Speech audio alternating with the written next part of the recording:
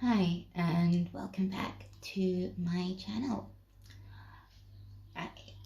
Today I thought I would tackle the minefield that is eating disorders and HPD and PD,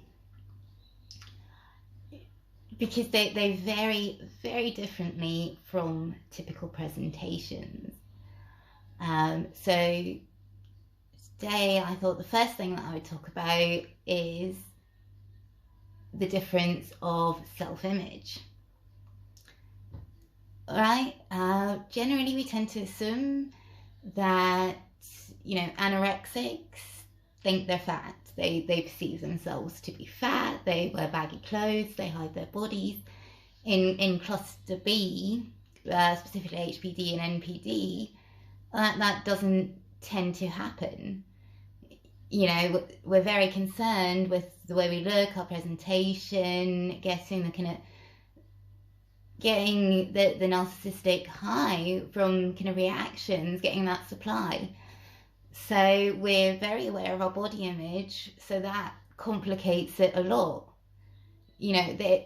With cluster B, you're very aware of how you look and you're going for reaction, which is either you want to get to a weight where you're really happy and you're getting a lot of positive attention, or you're fucked off and you want to get really low, really scary, and you're competitive by nature. So you're not going to have the same kind of thoughts that neurotypical people with anorexia do. So if you are cluster B and eating disorders, you need to be asking your GP if you want to get help, for a specialist in eating disorders and personality disorders. Because certainly the charities in the UK, if you mention a lot of the things that are typical in cluster B meets anorexia, meets bulimia, they don't like it. They put it as very pro-ana, right? It's definitely not pro-ana in cluster B, but it does tend to be viewed by the cluster B person as more of a lifestyle choice, because they're wanting to get thin, they're wanting to look a certain way, get a certain reaction, and they do it, and it's hard for them to see the problems with it. So trying to appeal to them in conventional ways, it's not going to have the reaction that you want. You've got to make it appealing to give up something that they enjoy. And that's another thing. Certainly with HPD, grandiose narcissism, I experience my emotions and my feelings as physical sensations. So actually I'm getting a nice high when my body goes into starvation mode. You're not struggling with hunger and you try to say, well, actually, this is how I'm feeling. I'm actually feeling pretty good. And they're telling you, oh no, that's really fucked up. You're fucked up. You go, yes, I'm certifiably mental. My brain doesn't work in the way that a normal person's does. And if we actually want to help cluster Bs, we have to acknowledge what's actually going on in their minds and not judge them for it. You're talking about your pathology. You wouldn't get a pet cat and try and teach it to fetch sticks. If you did, it'd be really cute, but you wouldn't do that. And accepting that mentally fucked up people have mentally fucked up thought patterns sometimes is part of helping and accepting, and it's actually pretty fucking ableist if you don't, because sometimes cutesy manipulation works. And in terms of supporting someone who is cluster B and eating disordered, tough love, set boundaries, but do listen to the way they are feeling and try to actually talk about it with them, and think of things you could do to offer incentives to change. Take up a sport, start a social thing that they'll be excluded from if they're too weak to play. Maybe start a fitness kick, because they'll be really competitive, and it's a lot easier for cluster Bs to kind of pick up and put down eating disorders to kind of get what they want, achieve it, because our minds do work differently. But when we are in a fucked up thought pattern, it's going to be really hard for us to change that, because that's the way we're feeling. And when we do try to talk to people about it, we get the kind of, oh no, you can't think that, don't be stupid. So definitely don't handle it that way. Your cluster B friend will not thank you, and they will probably, sadly, just continue and get worse, because to help someone with cluster B, you need to accept that pathology, their brains work differently. We have feelings that you don't have, you have feelings we don't have, we have different ways of viewing the world, existing within it.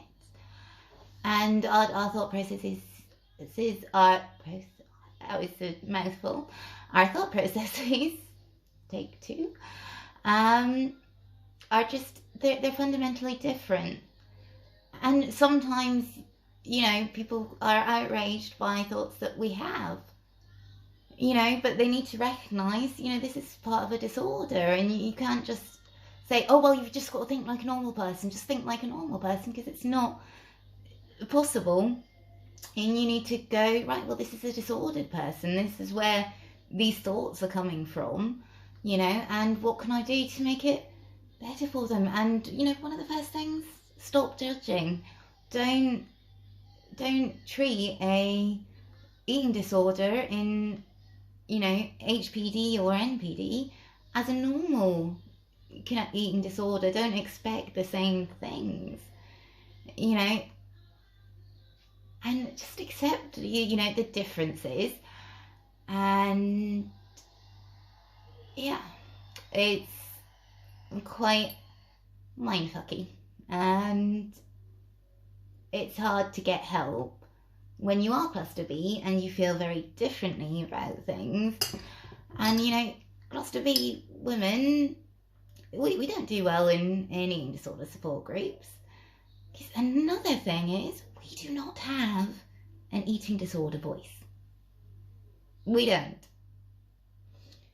Which, I did think was disproven a long time ago. But it still seems to be the kind of psych tactic that a lot of the charities are employing. And for us, that's not true. Our minds, basically pure ego. Our image is super important to us psychologically.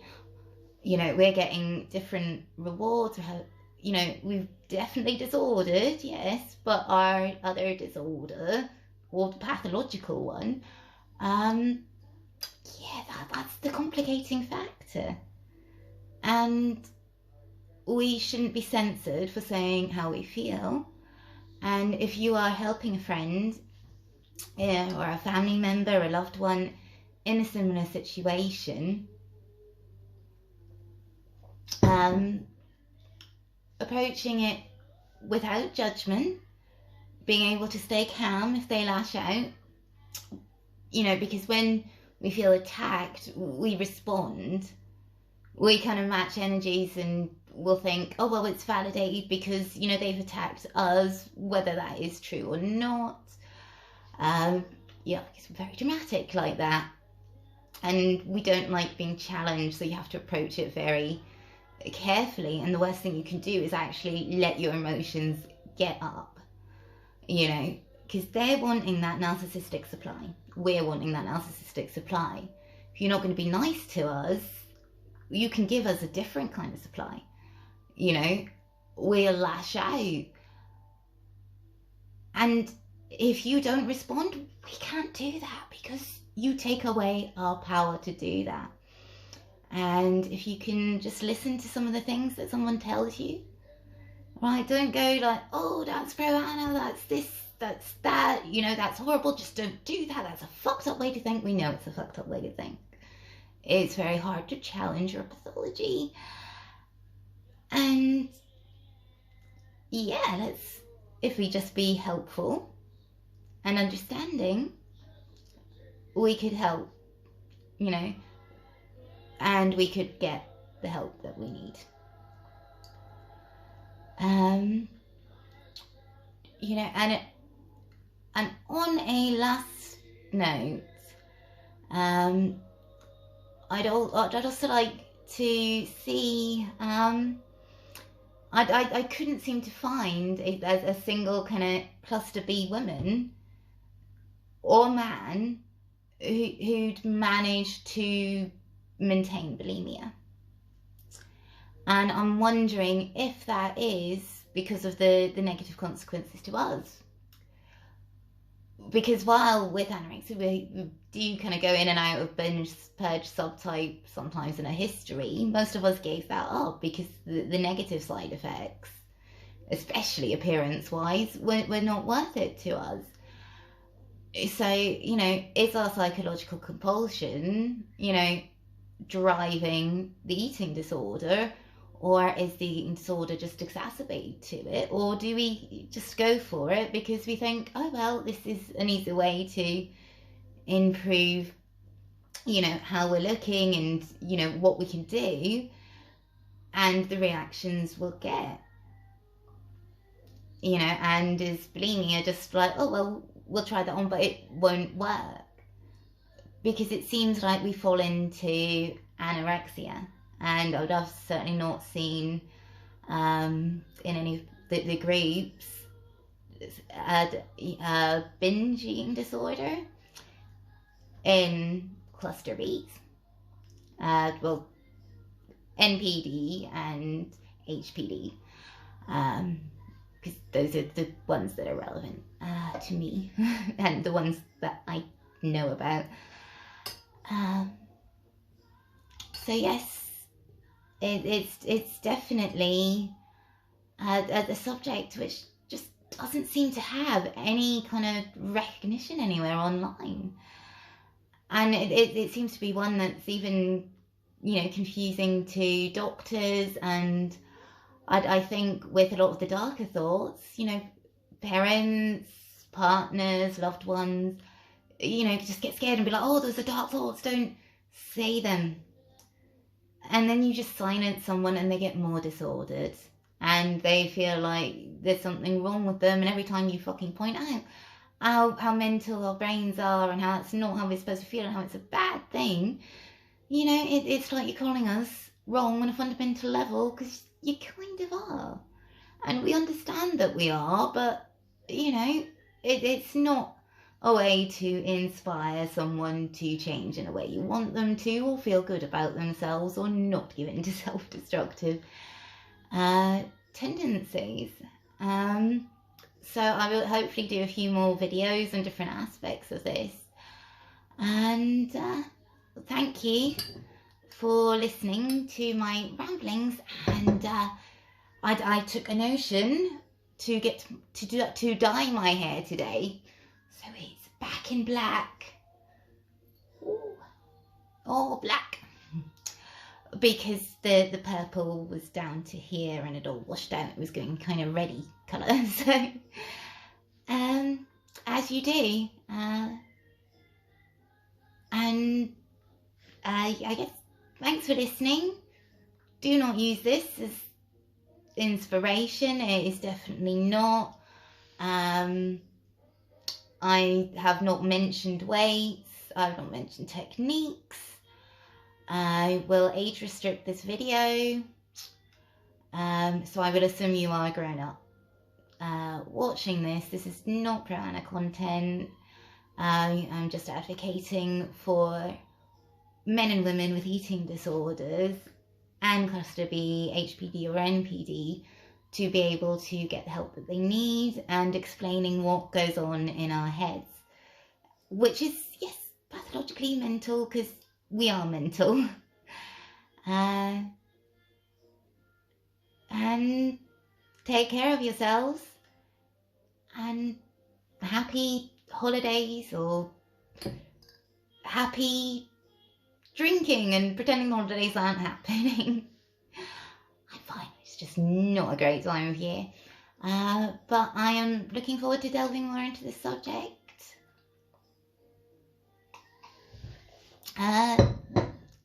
Cheers, and I will see you again next time. Well, I won't see you. I'll see myself and upload the video. It's just a social custom to say that. Okay, thank you for listening.